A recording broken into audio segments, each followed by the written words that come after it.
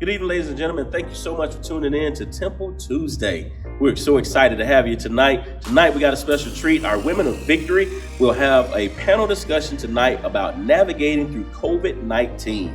So we know that you're going to be blessed. On behalf of our Bishop Matthew Odom Sr., our First Lady, Lady Sheila Odom, our Overseer, Temple Nation, we welcome you to the Women of Victory. Well, thank you all. Welcome again to Temple Tuesday, the Women of Victory edition. I'm so elated that we are able to do this. Before we even get started with the questions, I want everyone to introduce themselves, tell us a little bit about yourself and your background. So we're going to start with Sister. Hello, everyone.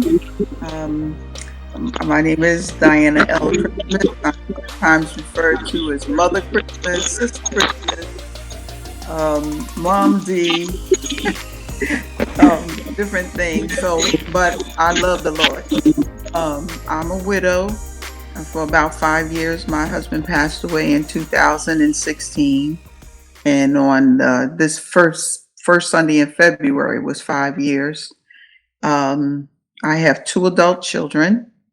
I retired from, I was a legal assistant, legal secretary, administrative assistant, whatever you want to, however everybody relates to it differently. I have 6 grandchildren, 3 boys and 3 girls. I have 4 brothers and 1 sister living. I have 1 sister that passed. And I'm here in Georgia. I moved from New Jersey and I moved here in June of 2019. So I've just had 1 year anniversary and I'm loving it. I really like it here. That's good. Well, welcome. She's our new member, like I said before. So welcome, Sister Christmas. We're going to go ahead, if you don't mind, Sister Jackie, introducing yourself. Greetings and blessings, everyone. I'm Jackie Banks. I'm a member of the Temple of Glory. I am married, been married for now 30 years. I have 2 adult boys. I've been a nurse, an RN, registered nurse, for 32 years this year. I've been working from home a few months into the COVID-19 impact. It has been very challenging, but I have seen the manifestation and the power of God moving in my life, in the life of my family and my loved ones. It has really united us. I enjoy transitioning patients from the hospital home where they need to be with their family members. It's been a rough ride, but through it all, I have seen God's hands. I've seen the Spirit of God manifest itself. I'm working from home, and my 8-hour day, I've really turned into a 10-hour, sometimes 12, but it is a blessing because nursing for me is not really a career, that's my ministry. And I'm happy to be here today to share with our audience. Thank you, Sister Jackie. I love that. And Sister Alicia. Hello, everyone. I'm Alicia Miller. I am married. We have 4 children, school-age kids ranging from age 5 to 17. I am an educator. I actually started off in the school building, resigned, and now I work and stay at home with my kids. This has been a very, not necessarily it's been a changing. So many changes have happened since the pandemic. Family time being the greatest, and feeling suffocated at times being, I guess, not necessarily the worst, but I kind of trying to have a balance of personal time and family time. I love being with my kids. I love kids in general. For me, being an educator is amazing, and having to be able to see those kids start at one process and elevate to another, and being behind the scenes to help push them to be better is always an amazing journey. And just being able to watch my kids go through this process and be hands-on with them is an amazing journey as well. Yes, thank you so much for being here. So, ladies, we got into really this situation about a year ago, a little less than a year ago, but around February was the time we started hearing about COVID on the news. And of course, like within a few weeks, I think for us, I remember the kids being on spring break and basically not returning back to school. So when you first heard of COVID and all just the different things that was going on, or hearing about it. I know Sister Jackie, you probably had a heads up on it since you work in the medical arena. How did it make you feel? Were you nervous, anxious? How did you feel when it came to that? I know when I first heard of it, I was like, "What in the world is going on?" I wanted, of course, our kids to be at home with us because we didn't know what it was. We had never seen this. So, Sister Christmas, if you don't mind, you going first and letting us know what were your feelings, especially since it's you at home. What were you feeling? First thing I thought when I first heard about it being in China or wherever it was, I said, "Oh my gosh, this is a horror." But then when it came to the States, I said, "Lord, is this you? Are you allowing this thing to happen here?" And then I thought about it. It was a decision that I had made, but I didn't act on it right away. And I said, "Oh my gosh, maybe my opportunity to do that is gone." But it turned out not to be that way, thank the Lord, and I was able to make that action. But it was really like a perplexing kind of thing. Like, is this from you, Lord? Or is this the devil doing this kind of thing? What? Are we in spiritual warfare? Is this how it starts? Spiritual warfare start like this? Oh my gosh. Yeah. That's how that I can attest. What about you, Sister Miller? For me, it was just thinking, like, it was kind of like mind-boggling. Like, what is this? How do we prepare for this? Are we prepared for this? But then and y'all were still in school, right? Y'all were still in school in the beginning. And then it was like, we're going to go on spring break. And so when spring break happened, and it was like, we're not going back to school. Then it was like, okay, how do we move forward? How are our kids going to be taken care of? And how is it going to work for me and my job? How am I going to take care of the kids that need what they need from me? And then how am I going to make sure my kids are taken care of? Like, what are the next steps? So for me, it was just trying to be prepared for whatever the outcome would be. And make sure we had the resources we needed to be able to go through the rest of the process. Wasn't so much that I was worried or panicked. It was just that it was an uncertainty and just not knowing what the next steps would be. Right. Yeah. I think what you just brought up as far as resources, because when everything hit, everybody was at the grocery store buying tissue. We had no tissue. And everybody, I think a lot of people panicked because, like you said, we didn't know what it was. We didn't know what was going on with it. We had never, and people just panicked and just went, just crazy. We had no clue. We didn't know anything. So, Sister Jackie, you have firsthand experience on all of this. So you work directly with, the medical field, the medical communities. Sister Trina is so amazing because a few months prior to the COVID-19 pandemic, just being in the hospital daily, moving around the hospital, the different floors, the different units, I could tell a shifting. I could tell that some preparations was taking place in the hospital setting, but I didn't know specifically what it was. And when it hit, when the announcement, when it really hit, and now is the reality, I went back and I started thinking about the preparations that Bishop was making at the Temple of Glory when you were doing classes as far as finance, the finances and how to manage your finance and how to budget and how to pay bills off and how to save in for rainy day. And right within that line, Bishop had asked me to do some classes on health.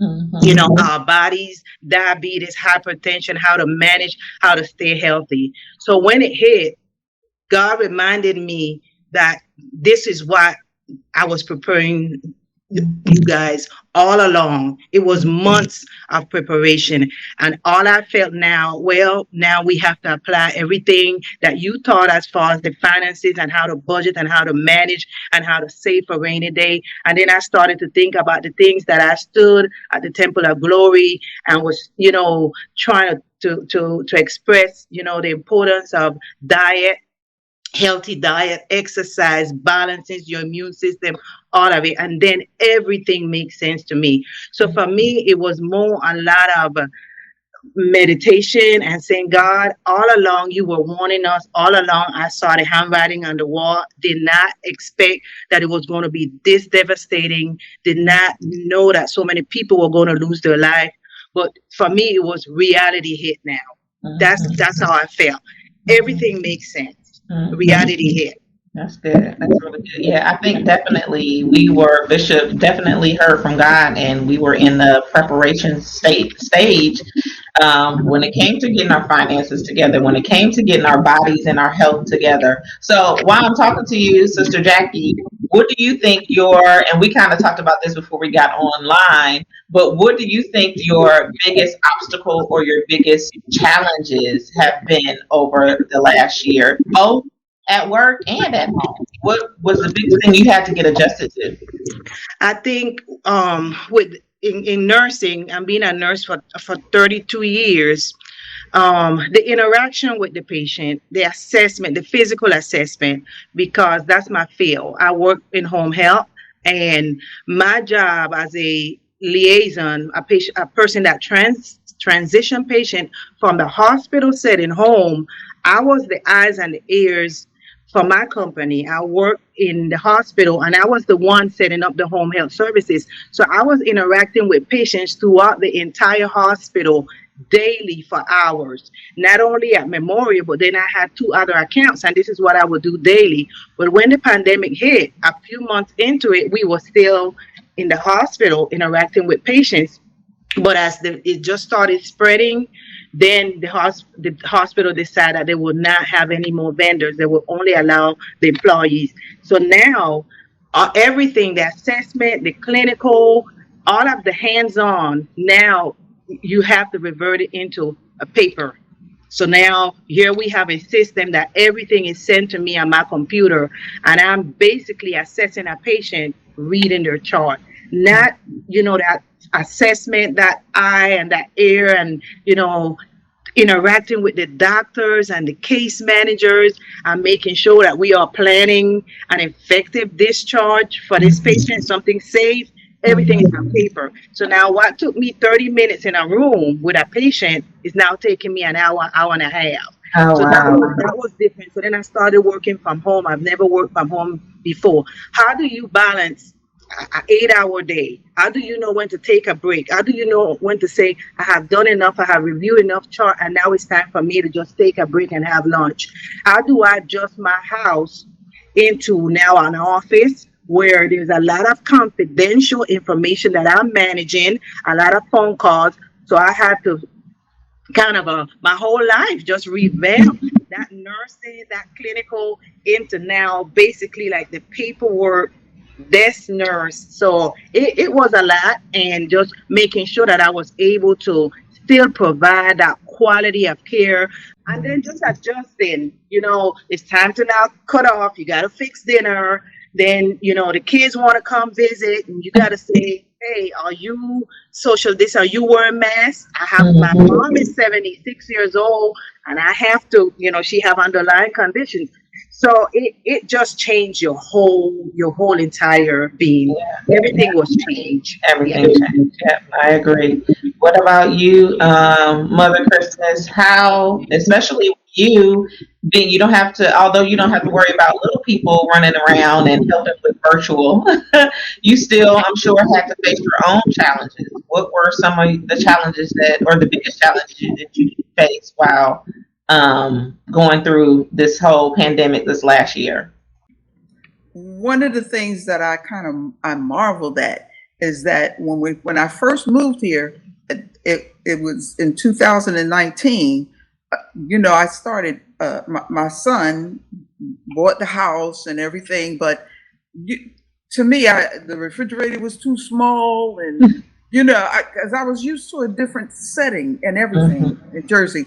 So I went out and I said, well, let me just buy some food. I was buying food, and then I said, you know what, we need to have a freezer in this house. 'Cause that I was accustomed to having one. And we went and I said, well, whatever was on sale, however I could get it, the things that I do eat, and that's what I did. Well, every time I was purchasing food, I said, well, I'm buying some. What is this? This is. One day I said, what is this? Well, before that, I heard Sister Jackie speaking at the church, and I was just intrigued with the things that she was saying about how to eat and related to diabetes and other conditions. I said, wow, okay. So I said, well, let me just go in and figure this thing out. The next week, we got the announcement. The bishop called the meeting, and we came to the church, and he said, we're not going to have church anymore in the building, and this is the reason. And the mayor was there and all. I said, wow, Lord, it was preparing us all along. I said, well, thank you so much. But it was a big challenge, a big a realization of, how God has you in his hand and how he will direct your life if you hear him. And knowing, and I was listening to the things that Sister Jackie had said, and then mindful that whatever I was able to purchase, and just doing all of those things. And I think it was really like, what do I do? How do I go from here? What do I go about? But God had given us a real opportunity to face ourselves and to see myself, what was going on. I hadn't had a chance to really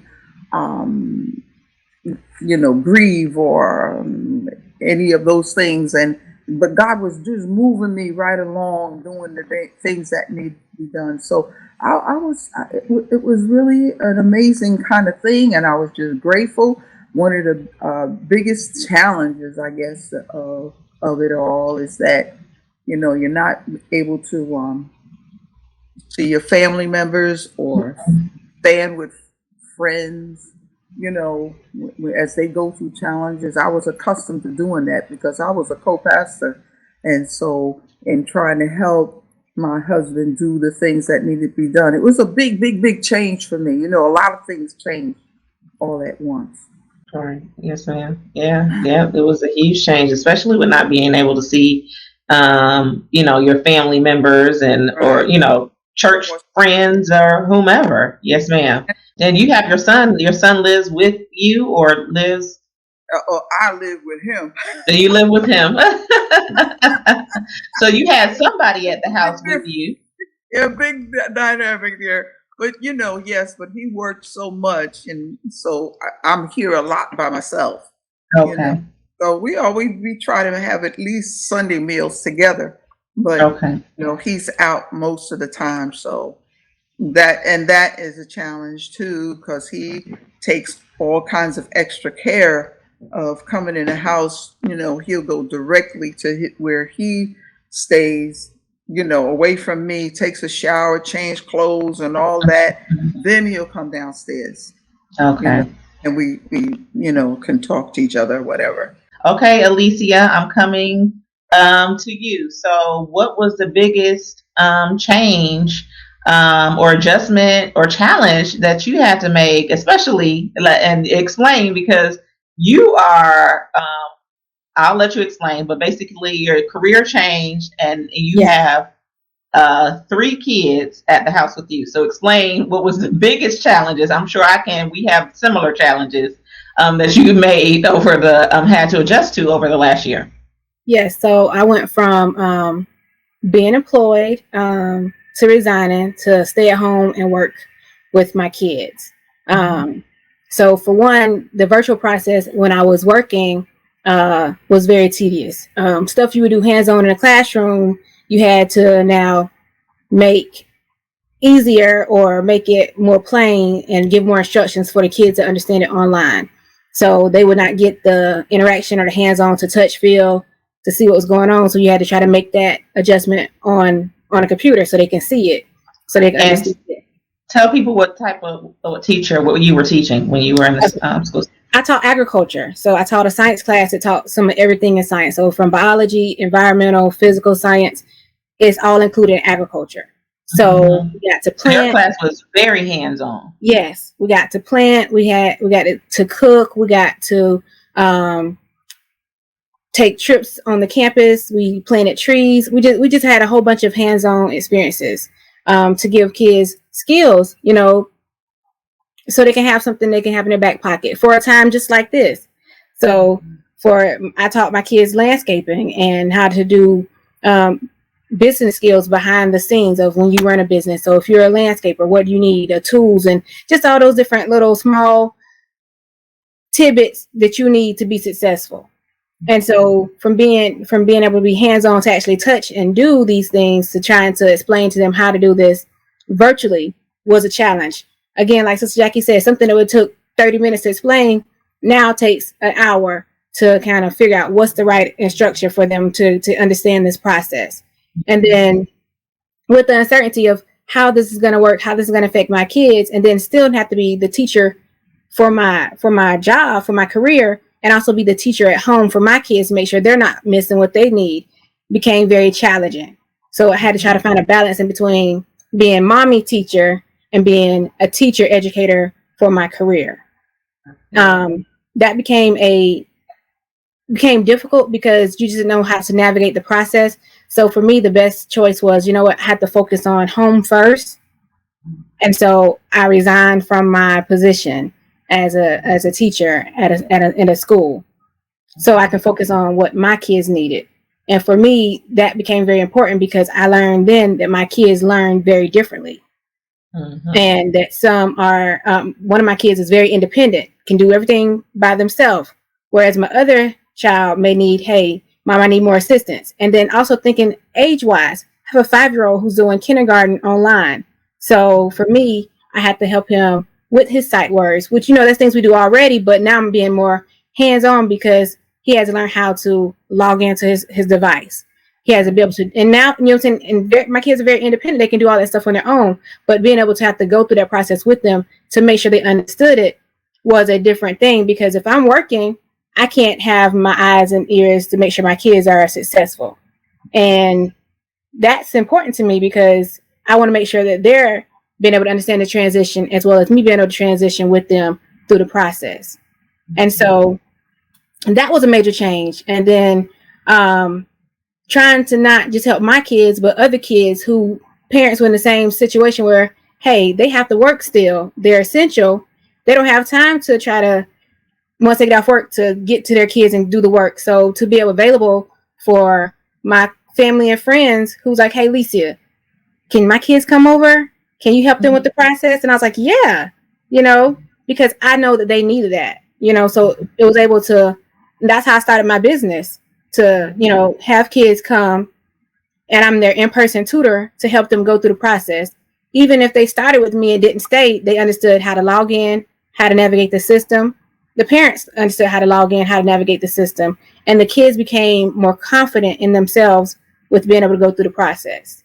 So that was a major transition. And then also the emotional needs of my kids, or all of our kids, you know what I'm saying, how this transition affected them, like being able to communicate with them. How are you feeling today? How do you feel about this online process? You know, you're not going to be able to go back to school for a while. How are you coping with that? And now it's more of a, we have to communicate more. So have to listen even to the smallest things about their day, where before they wouldn't say, you know, they would talk to me, but it wouldn't be as in detail. But now they're like, hey, mom, this happened today, because now I am their parent / classmate / friend that they got to tell everything to, because they don't get to communicate with their friends as they would. So that became a transition, because now I'm like, okay, I need to have balance, because I done seen y'all all day. I done cooked dinner. Now I want to have mommy time, and I got to have husband time.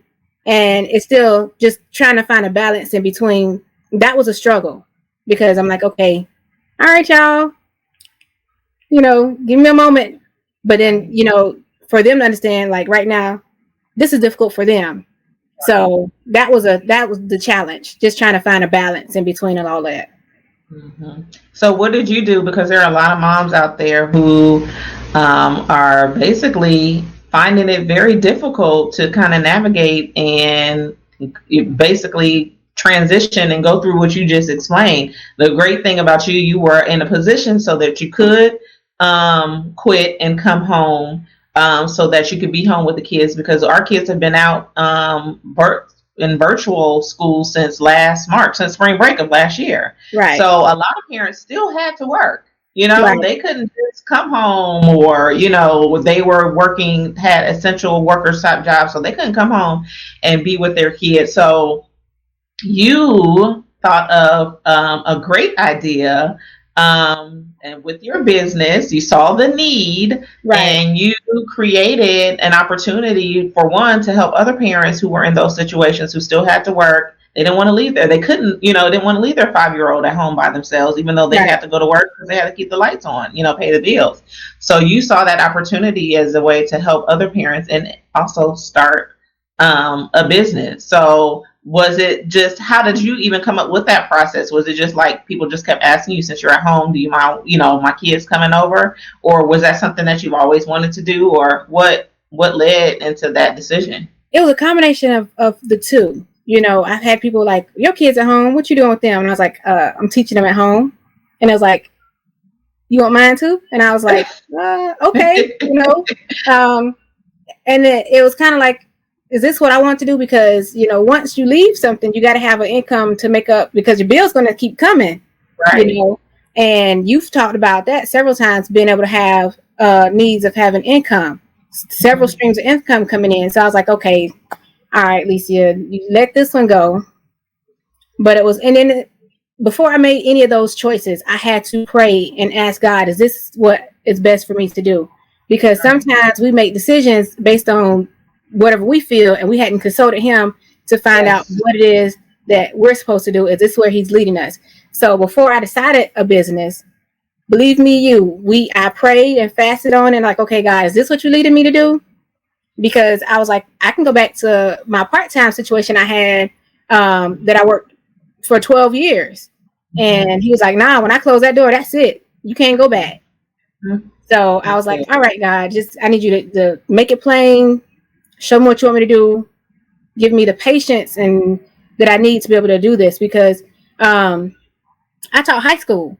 So being at, and now I don't have high school kids. I have everything from 8th grade and down. So when I first, I was like, oh, I don't have, not doing little kids. Nope, not doing little kids.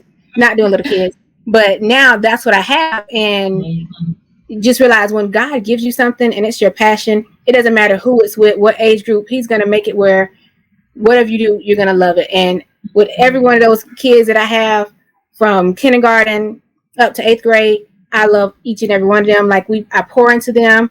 I give them affirmations, and I tell the parents, hey, listen, when they come here, do know that I do pray over our kids.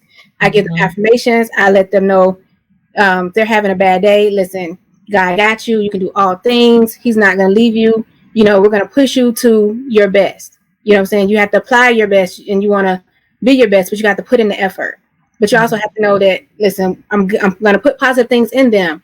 And this is what we do here. And so if that's not something that you want, then, you might not want to bring them here, but this is what we do here.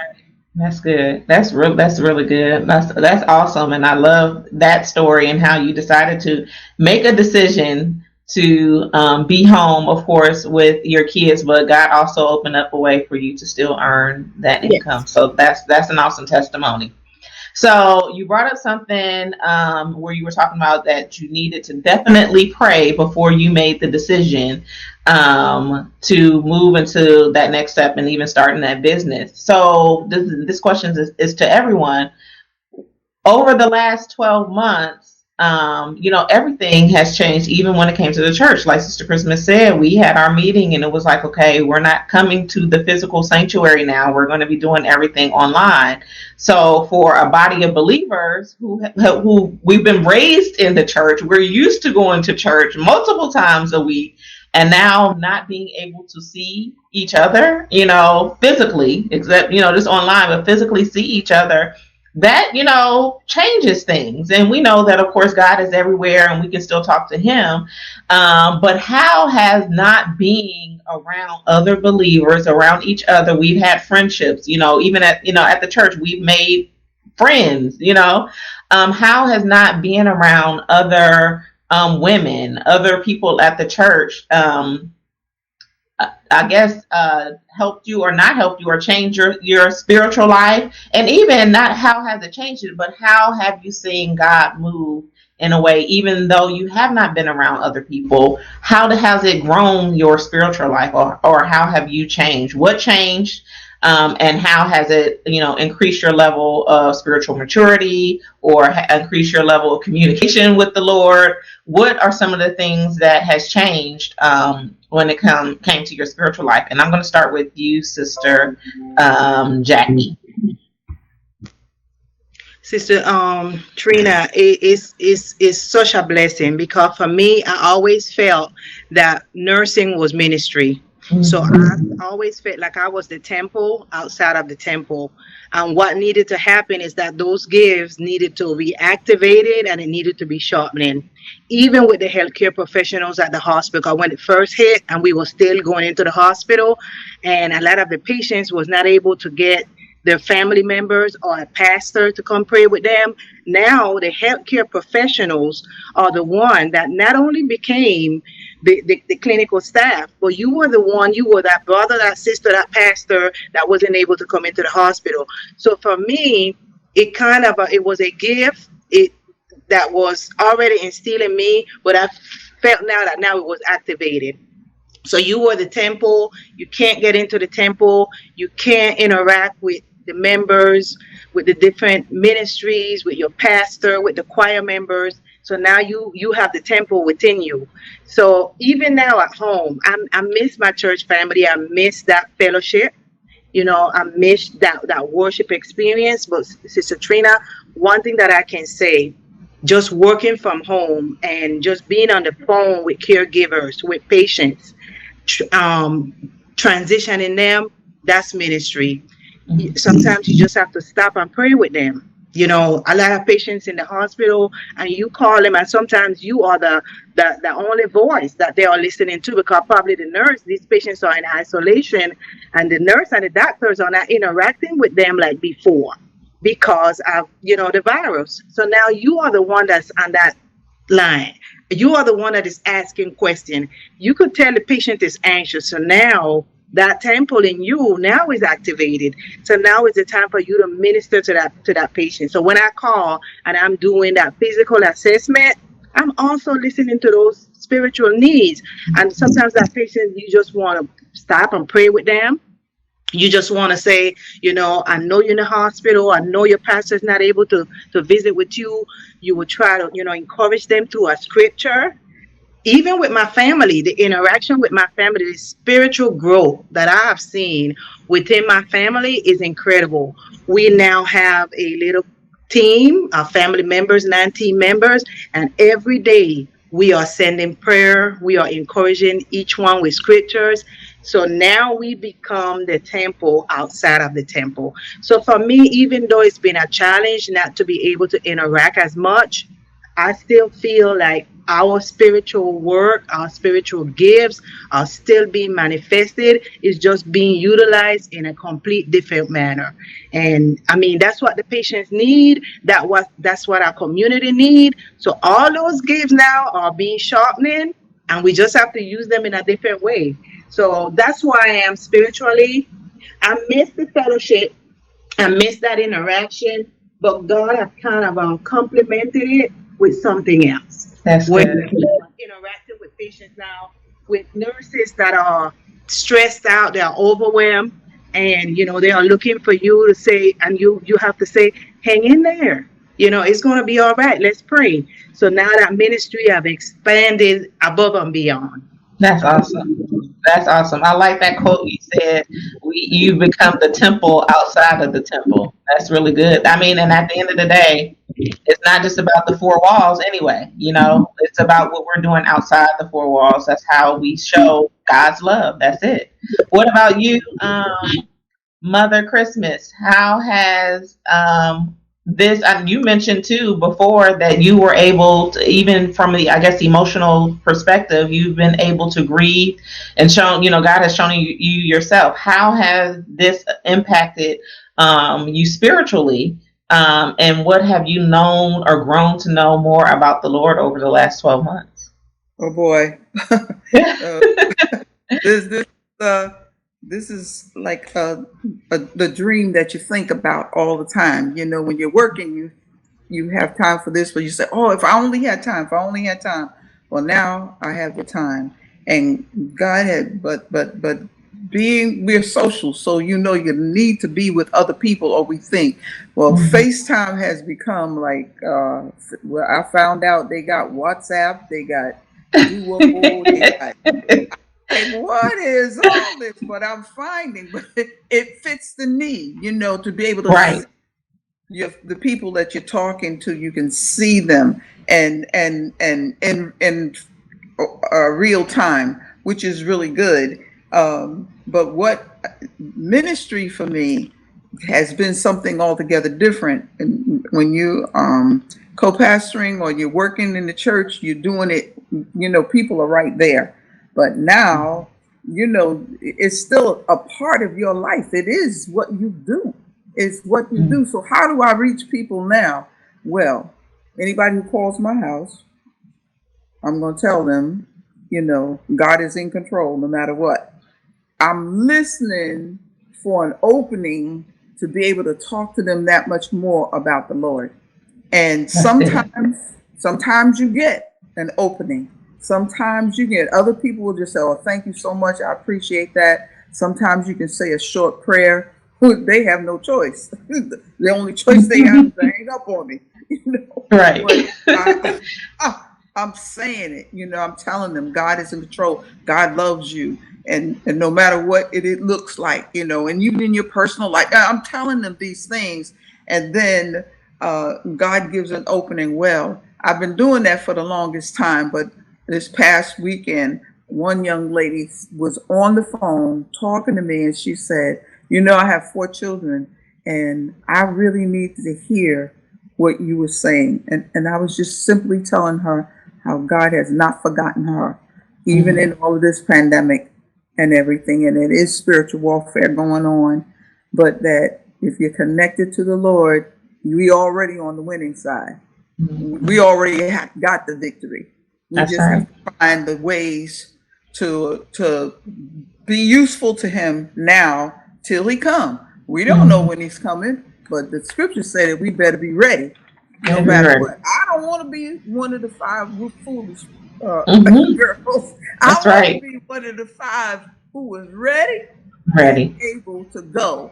And so I'm trying to read. But believe me, spiritual warfare will keep you with distractions to keep you from reading, keep you from listening to spiritual music, keep you from, your quiet time with the Lord. Or we have to be diligent and recognize that when, oh my gosh, the day has gone by and I didn't read. Oh, no. I got to correct this. And even if you have to stay up late, even if you have to do something, maneuver something else, then do that. You have to fight, because that's what we're in, a fight. That's awesome. Thank you. That's awesome. What about you, Sister Miller? What have you, I guess, known or grown or learned more about the Lord and your relationship and your walk with Him over this last year? Just this time has allowed us to get closer to Him. We do incorporate now more family Bible study. And the kids actually ask for it. Like, are we reading today? Are we studying today? And so that as a family unit is something that we've grown. to do more so, especially since we're not able to go to church and then to have Bible study. So we incorporate that at home. For me, it's just been able, like Mother Christmas said, like saying, oh, if I had the time, well, I have the time now. So I try to make sure that I spend that quality time with him every day. Because if it's not for him, we wouldn't be prepared for the things we're going through. He allows us to be able to be knowledgeable for these situations, and he gives us what we need.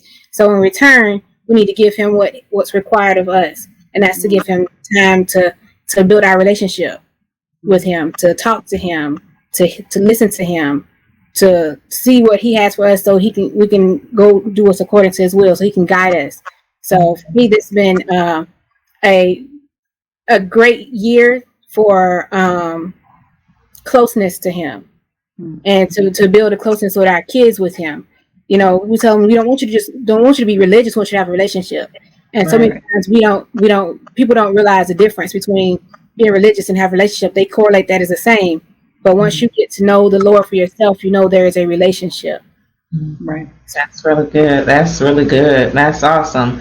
Well, thank you so much, ladies. I think we are pretty much almost out of time, but I wanted for Sister Jackie, if you would, to just give us a couple of tips, Sister Jackie, since you are a nurse and been seeing everything that has been going on ways for we as women to be able to stay emotionally healthy during this time, physically healthy during this time, and even, for us to continue to even be spiritually healthy, even, in our interactions with other people and other women. So if you don't mind just giving us a couple of tips, and that will close us out for today.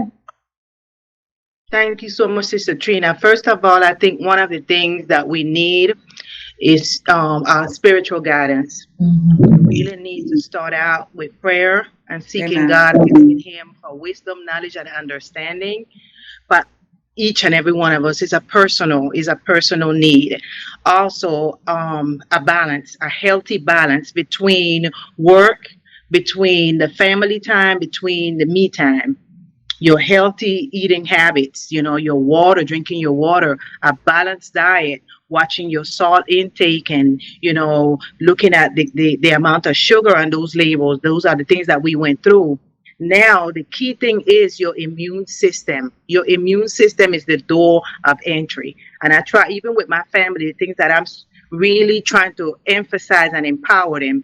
You have to know your body and you have to take care of it. Your immune system is critical in these times with COVID-19, meaning your vitamins. I can remember when I was having, sinus infection, the doctor reminded me, you got to treat your nostrils the same way you keep your hands. Clean hands, clean nostrils. Also, your vitamin C, your vitamin D, your zinc, fruits, vegetables. This is not the time to be focusing on so much extra calories if you're not out walking, because what I'm noticing is a lot of females, even, with the menopause, is the weight gain, which is going to bring on other health conditions. So you got to be monitoring your weight, your emotions, know when to say, hey, I'm going to put my sneakers on and I'm up at 6:00, walking in the neighborhood for at least an hour. Is not only for the physical, but for the mental and the emotional. It helps if you just get out there, put on a little music or your scripture, a little Bible class, get out, walk in your neighborhood, do it safely. You're eating, get enough of rest. You got to get enough of rest. Pray, seek God, your balanced meal. Wear your mask if you are going out. Hand washing, and interact. You can find a partner, a power partner, that you can relate with. You can talk when you need someone that you just need to talk. Besides your prayer and your meditation, find you someone that you can talk to emotionally and share with them, this is what I'm feeling. A prayer partner, y'all can pray together. So those are the things, and just your vitamins. I have my doctor to check my vitamin D levels, because that is what I'm noticing a lot in the hospital, patients with COVID, that, they are trying to maintain their vitamin D levels, their vitamin C levels. So through your fruits, healthy fruits, and just healthy eating, and get you rest and drink water and exercise. Pray and trust God. That's good. That's good. Thanks, Sister Jackie. And I just have one more question for you, because this has been all over the news and people are asking, and it's even something that I guess our community is a little skeptical of because of just our past with, what's gone on with our culture, our community. What about this vaccine? Should we get the vaccine? So my answer, even to family members, I took my mom a few weeks ago for her to get her first dose of vaccine. We were the only African American in that entire setting. We were the only one. My mom was the only African American at that facility getting her vaccine. What I can say is misinformation. It is a personal decision. It's just like your salvation, your walk with Christ. It is personal. It's personal. That's a personal decision. Everyone's body is different. The key thing is misinformation. You have to know the facts from what is myth. You need to research what is a vaccine, what it is made out of, what are the benefits of it. And a lot of people don't even know what is a vaccine. And basically, it's an antigen from the same virus that they are injected into your body. Your body's going to create antibodies. That way, whenever your body come in contact with that virus, your body has already have like a model where we can fight. Our immune system is our police officers. So they are our first line of defense. So basically what the vaccine is it can be the weakening COVID-19, the dead virus is live or killed, and it's instilled into your body. It's like a medicine. So what your body is going to do is create antibodies now to fight, because they're going to recognize when the virus, so if I said to someone, don't take the vaccine, and 3 months later, that vaccine could have saved your life, I feel guilty. And if I tell someone, take the vaccine, and there's complications from it, and something happened, then I feel guilty. So it's personal. But before you make a decision, it has to be an informed decision. It's the same thing when you take your blood pressure medication. You understand while you're taking that blood pressure medication. It's the same thing when you take that high blood pressure medication. The vaccine is the same thing. You have to have an informed decision. Talk to your doctor. Ask your primary care physician questions about it. Know your body. If you have allergies, if you have concerns about the complications or the reaction, then talk to your healthcare provider. But do not make a decision based on myths. Make a decision based on facts. Inform yourself and educate yourself about the vaccine, and then make a decision for yourself. You have to know, why am I taking this vaccine? Why am I taking the first dose? Why do I need the second dose? How is this going to protect me? I had a friend that a few months ago, she's a pharmacist, and we had the discussion. She said she was not taking the vaccine because it hadn't been out long enough, and she had some, concerns about it. Well, she lost a very close friend from COVID-19 a few months later. And what they were told by the doctor, that if this person would have had the vaccine, they would have probably contacted the COVID-19, but not at the magnitude of the intense that the person had, and the person passed away. So it's not that it's going to protect you. Yes, you can still get the COVID-19 even with the immunity, but your body now have a defense that it can fight. So everyone is personal. It's like salvation. But it's personal. But do not because 3 family members I'm not getting it, or 2 family members say I'm getting it. You are different. You deserve the right to be informed, to educate yourself on the complications, the benefits of the vaccine. What is a vaccine?